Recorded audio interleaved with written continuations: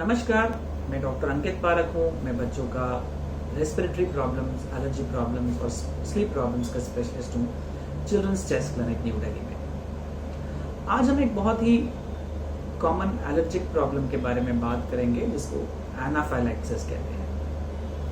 हमें पता है कि जो एलर्जिक रिएक्शंस होते हैं वो स्किन को इन्वॉल्व करते हैं। यूजुअली बच्चों को अर्टिकेरिया जैसा रिएक्शन होता है जिसको हम छपाकी या पित्ती उछलना भी कहते हैं।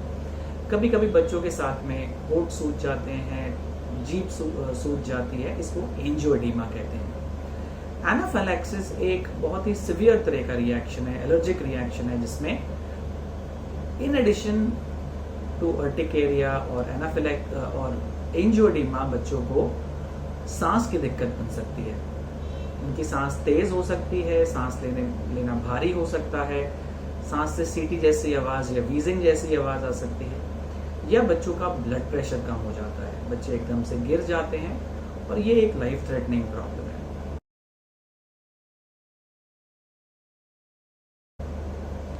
एनाफिलैक्सिस क्यों होता है? इन जनरल बच्चों में एनाफिलैक्सिस के 3 मेन कारण होते हैं: फूड एलर्जी, ड्रग से रिएक्शन, मेडिसिन से रिएक्शन, या कोई इंसेक्ट बाइट। क्या क्या फूड एलर्जीज हैं जो इंडिया में ज्यादा प्रेवलेंट हैं? इंडिया में नॉन वेज फूड से एलर्जीज होती हैं, जैसे कि प्रॉन्स हैं, सी फूड है। इसके अलावा कुछ फ्रूट से एलर्जीज देखी गई हैं, जैसे बनाना है। इसके अलावा जो फूड रिलेटेड एलर्जीज हैं उसमें कुछ लेग्यूम्स, दालें, बेसन, चिकपी, चना, इन चीजों से एलर्जीज कॉमनली देखी जाती हैं।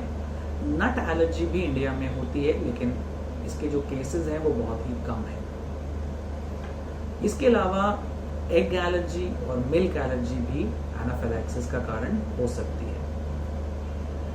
ड्रग्स हो सकते हैं, या जिसको मेडिसिन कैसे कहते हैं, उनके कारण रिएक्शन हो सकते हैं। ये कौन सी मेडिसिन हो सकती हैं? ज्यादातर एंटीबायोटिक्स होती हैं, जैसे पेनिसिलिन एंटीबायोटिक्स हैं। इसके अलावा कुछ पेन किलर मेडिसिन हैं, या कुछ इंजेक्टेबल एंटीबायोटिक्स या इंजेक्टेबल मेडिसिन होती हैं जो सर्जरी के वक्त यूज होती हैं, उनसे भी एनाफिलैक्सिस हो सकता है। कुछ स्पेसिफिक तरह के मॉस्किटोज हैं, इंसेक्ट्स हैं, जिनकी बाइट से भी एनाफिलैक्सिस हो सकता है।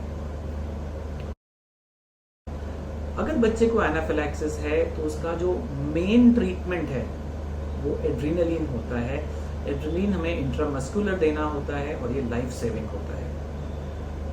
इसके अलावा कुछ बच्चों को साथ में इंट्रावेनस फ्लूइड्स की जरूरत पड़ सकती है, ऑक्सीजन की जरूरत पड़ सकती है, स्टेरॉइड के एक छोटे कोर्स की भी जरूरत पड़ सकती है, लेकिन इसका मेन ट्रीटमेंट एड्रेनालिन है।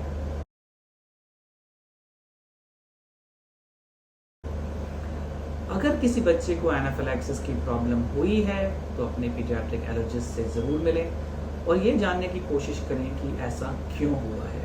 उसके लिए बच्चे को स्किन एलर्जी या ब्लड एलर्जी टेस्टिंग की जरूरत होगी।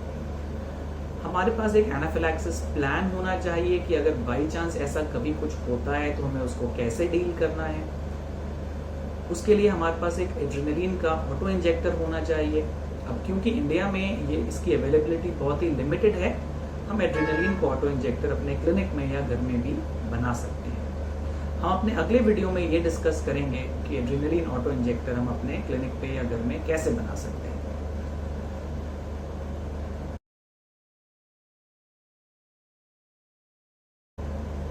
अगर घर में किसी को भी एनाफिलैक्सिस जैसा इशू हुआ है तो अपने एलर्जिस्ट से जरूर संपर्क करें। ज्यादा जानकारी के लिए हमारी वेबसाइट पर लॉग इन करें, ankitparak.com। Thank you.